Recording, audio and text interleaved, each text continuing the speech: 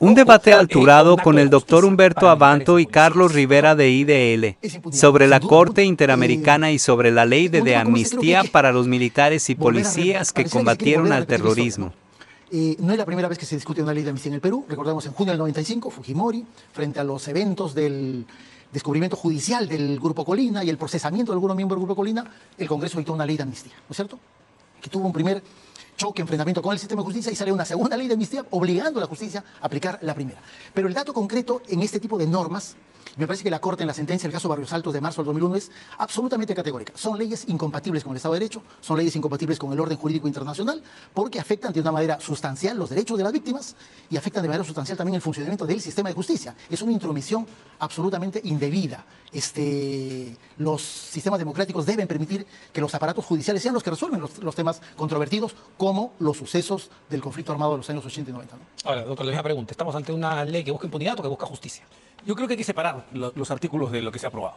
Yo quisiera partir primero por el artículo que dicta una amnistía para los que ya han sido condenados y están sirviendo pena y tienen más de 80 años de edad.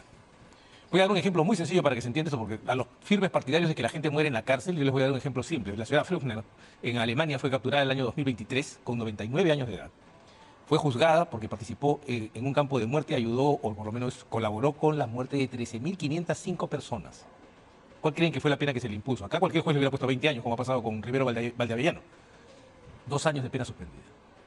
O sea, la satisfacción de la pena no tiene que ser inhumanidad. La pena no puede ser la condena a que alguien muere en prisión. Eso es crueldad y no es compatible con un sistema democrático. En segundo lugar, sobre el resto de la amnistía, que particularmente yo no acompaño, porque la encuentro redundante. Una vez que se debata y se defina la constitucionalidad de la ley 32.107, esta amnistía va a ser absolutamente innecesaria, va a ser excedentaria, porque se va a poder establecer que se ha procesado y condenado a militares por delitos, por crímenes contra la humanidad, fuera de la norma de derecho penal internacional vigente al tiempo de los hechos.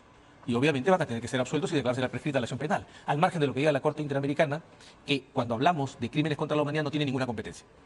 Es verdad esto porque también recordaba la decisión que tomó la Corte Interamericana en los años 90 sobre el Grupo Colina, ¿no? Y sanciona al Estado peruano. Entonces, ¿tiene competencia o no tiene competencia? La Corte tiene una absoluta competencia. El proyecto, el dictamen que se ha aprobado, dice que la Corte no tiene competencia porque supuestamente en los casos que están en supervisión y cumplimiento acoge lo que resolvió el TC hace unos años en el caso del indulto de Fujimori, desacatar a la Corte. Pero para alegar supuestamente un exceso en el plazo razonable de juzgamiento de este tipo de casos, acuden a la jurisprudencia de la Corte Interamericana. En realidad yo creo que los que han elaborado el documento, por lo tanto, tendrían un poco que ponerse de acuerdo en lo que están sustentando. La Corte es absolutamente competente, pero además no solamente competente, sino que la Corte emite un fallo histórico, no solamente para los casos de Perú, sino para la región. Caso Barrios Altos versus Perú, 14 de marzo del año 2001.